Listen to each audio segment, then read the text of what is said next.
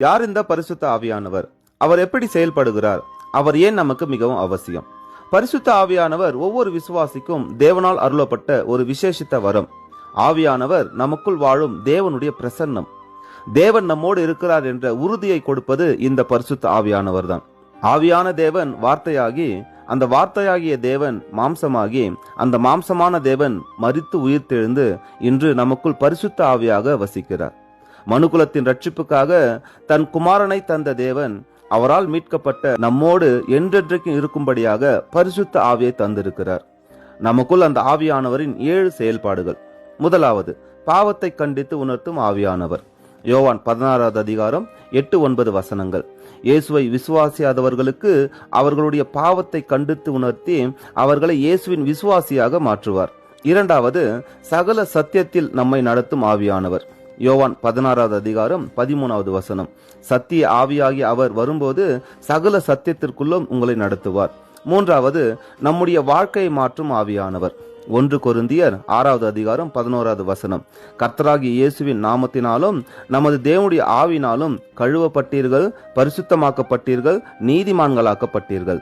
நான்காவது, நம்முடைய தேவனை நாம் அப்பா பிதாவை என்று கூப்பிட பண்ணுகிற புத்திர சுவிகாரத்தின் அடையாளமான ஆவியானவர். ரோமர் 8வது அதிகாரம் 14 வசனத்திலிருந்து 17 வரை.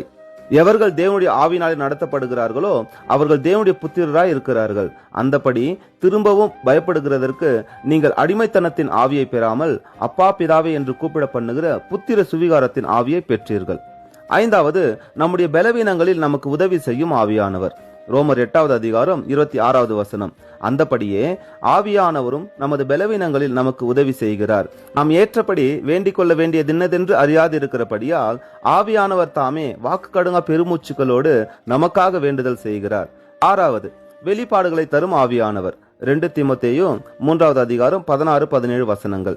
வேத வாக்கியங்கள் எல்லாம் தேவ ஆவியினால் அருளப்பட்டு இருக்கிறது.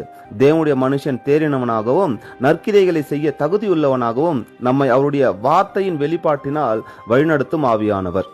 கடைசியாக 7வது, உலகமெங்கும் நம்மை சாட்சியாக கொண்டு போகும் ஆவியானவர். அப்போஸ்தலர் 1 அதிகாரம் 8வது வசனம்.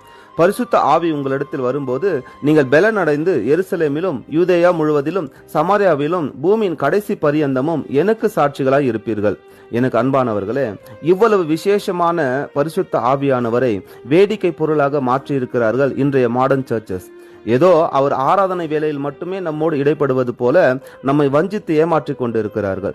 நம்மோடு என்றென்றும் இருந்து நம்மை ஆறுதல் படுத்துகிற தேற்றரவாளனாக அவர் எல்லா நேரங்களிலும் நம்மோடுதான் இருக்கிறார் என்பதை நினைவில் கொள்ளுங்கள்.